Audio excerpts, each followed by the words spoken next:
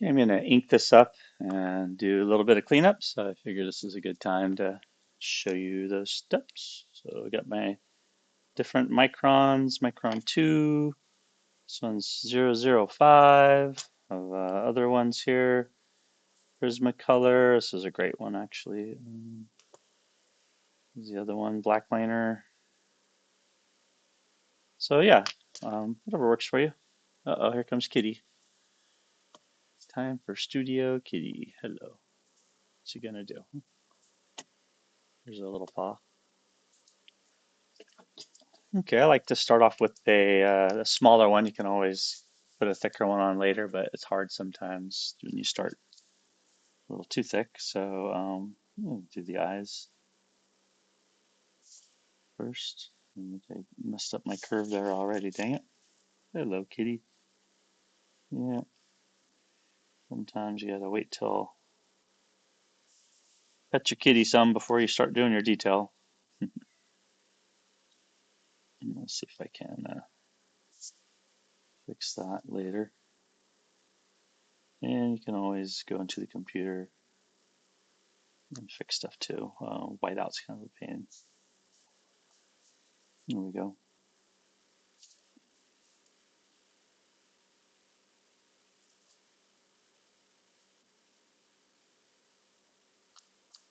And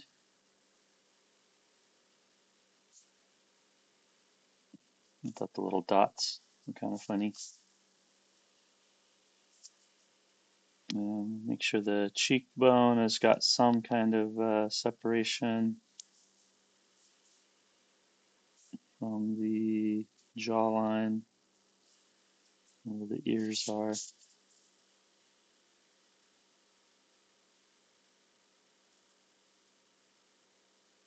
And down to the chin. And if you had the nicer, if you have the Copic paper, this, of course, oh man, this is really uneven. I'll blame the cat. That's all good. That doesn't have to be perfect. There's a charm to imperfections, most definitely. I have a lot of fun with the brow on this guy.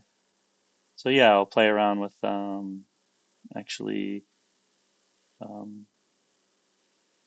stippling in what was the word to use it to put in actual hair into the um, skull. There's some techniques that we can look at to do that. So then for the fangs, gonna go down here, curve that out, maybe a little still subtle curve in where the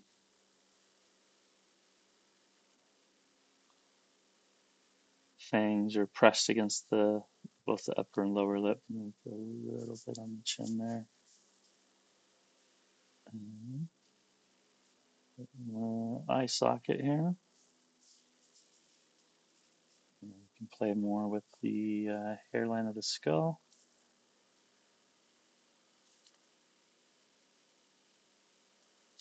And yeah, this is a really fine one. This is the 0.005. So I'm going to go off camera. Whoops. Hope not. And so if I do some of the, when I do some of the shading, you'll see a lot of this will pop off a little differently. Maybe I want a little bit of detail in the ears, not too much though. And for this one, I don't want the hairline to touch the eyebrows. I'm going to come really close, but then the sideburns down here. And kind of the direction of each stroke becomes really important when you're inking. And then there we go. The sideburns kind of come off his cheeks.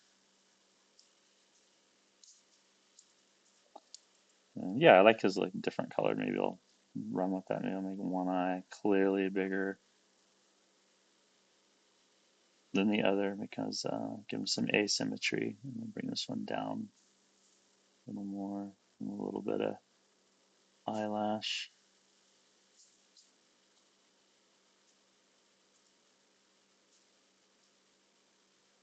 And then the silhouette of the hair as well.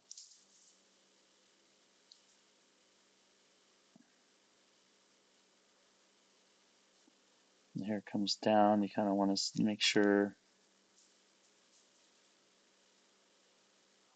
the hair follicles are going the right direction. And if I go too fast with the micron pen, it doesn't leave any, so you can't do too quick of a gestural stroke. That's one of the limitations in using. It's really fine, or any of the micron pens for that matter. They're just kind of, see if I can get a couple tufts of fur, not just like long straggly pieces, and maybe like a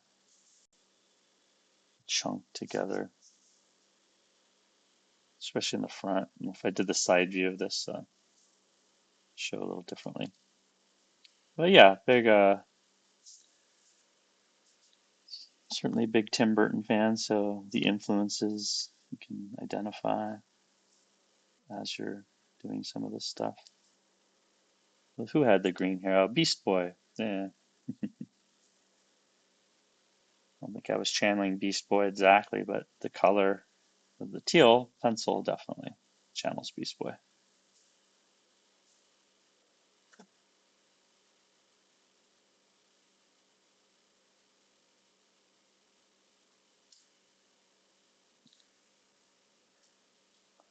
And felt ready to get the bigger marker out. Um,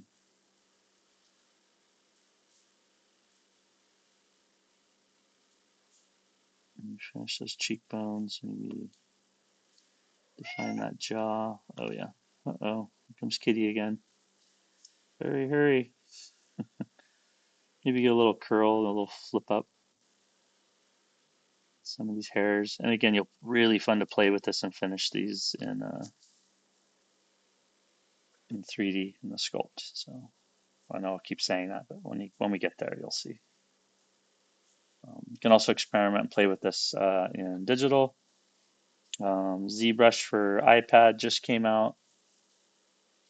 It's really exciting and actually made it reasonably priced. Thank goodness.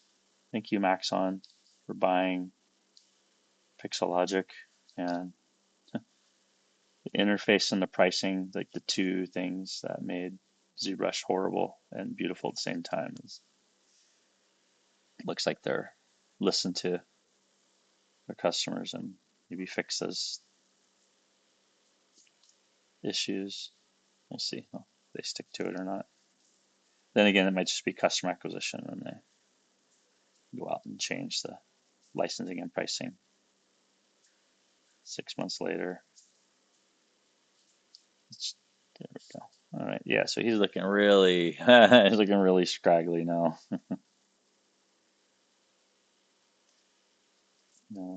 I love, I mean, each of these steps, just learn to embrace it. Like, oh, I don't like drawing. I don't like, I want to just do digital. I just want to do this medium or that. It's like, man, what are you doing to yourself? Like, so much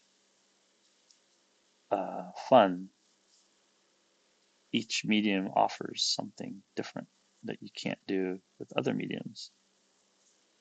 Like, these little tiny sharp lines you get with pen and ink offer a permanence that makes you draw differently when you know you can't just erase it easily. You makes you literally concentrate, and the way it touches the paper is different. Yeah, so that's fun. Kind of happy with that. Let's tape this down. Thank you for not stepping on my demo this time, Kitty. Although she knew if I was thanking her for something, she'd probably come back. Here's my really thick one, Prisma. This one's oh 05. Yeah, 5. This one's really thick. So I want to chisel in for sure some of the hair in here, the jawline behind it maybe, the chin.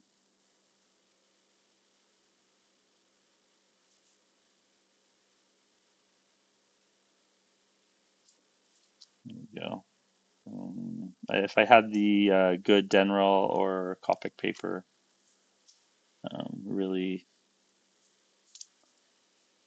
um, could erase and blend my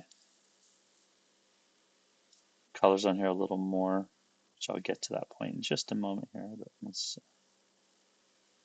finish this train of thought first. There we go. And the holding lines, the thick line, make sure they're where overlapping shapes. They're at the main edges and borders. Don't just trace the whole thing mindlessly with the same thickness. Like use um, the line width of the pen to only do, like I'm only doing maybe the outer part, maybe the inner corner here. The jaw lines, like I mentioned, the first one, I can, don't trace over each paper. Maybe each hair strand, maybe pick a few and then maybe accentuate the base of them and then let it fade back into the lighter stroke. Just doing a few. So pick and choose a few choice ones that you really like that are going to help define that kind of cool wolf boy widow's peak.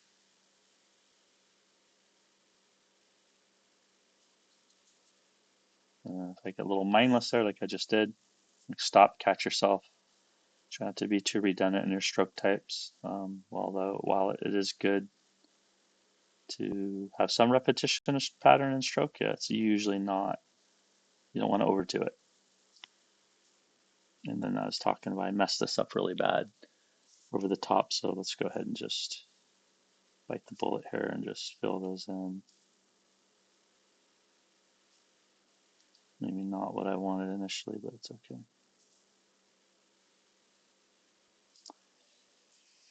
All right, excellent. Let's color this thing out. Yeah. Okay, so I got my big fat eraser here, and just make sure your ink's dry. By the way, like test it. Make sure like I got a little ink coming off my thumb. So and it's kind of spreading around. That's also the cheap paper. So it's going to smear on this really cheap tracing paper. I can also get out my electric one and get rid of some of that teal green. In there.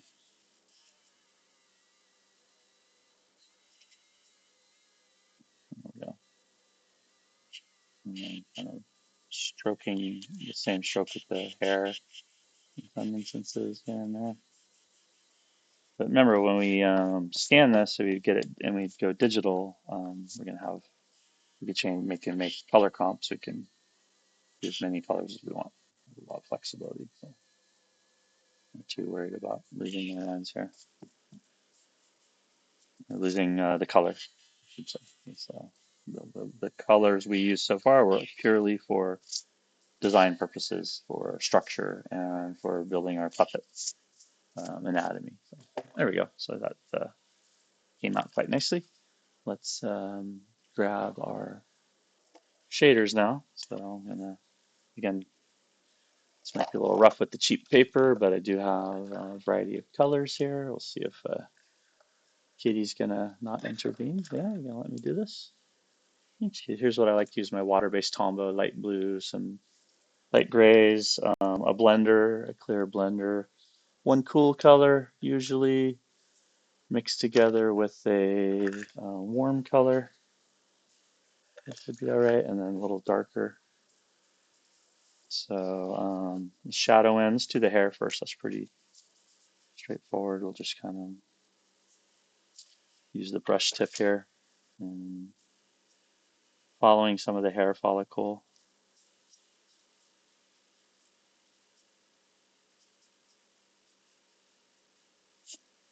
Strokes that are already existing, definitely want to get. And I'm just going really lightly and just kind of flicking.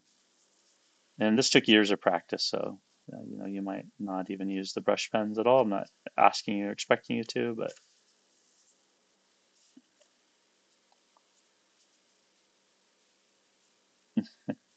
I went real detailed with this too, didn't I? Like I said not to. I'm like, oh man, I'm gonna regret this one. You guys are gonna give me a lot of shit. Like, oh, your demo shows detail. Like, yeah, I know. I can simplify it when I sculpt it. That's what I'm hoping all of you will take the time to do as well.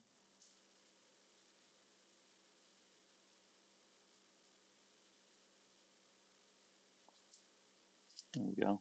And then that's the darkest one I grabbed, so we'll get the lightest one that I grab and just kind of shade in around the eye socket and the inside of the nose. There we go. Maybe put a little shade under there, inside the ear. There we go. Shade around the skull. And the hairline.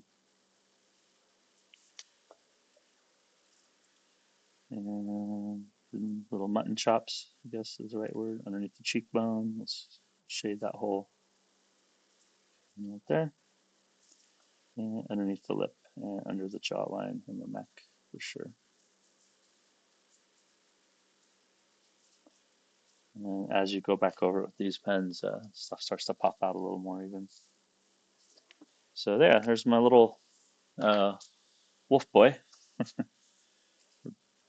lack of a better term. I got a warm color and a cool color here too. So usually we do little warmer colors on the where there's a little more blood, so up around the cheeks and the nose and the lip, and up in here, the eyelids, and then maybe the tips of the ears, and then do a little bit cooler colors for the shadow, so where the hair follicles come out more, so definitely up around here. It will blend with the other colors, so be aware, careful as you're doing these. I might have just messed up my um, temperature. These are color temperatures you're dealing with, but definitely warm on the cheeks, nose, tips of the ear, tip of the eye. And voila, there's our little wolf boy. And we went to wolf boy on the body. And we have other stuff to play around with, right? So we could put our garment on there and put wolf boy. Then he's like Teen Wolf, right? Oops, off camera.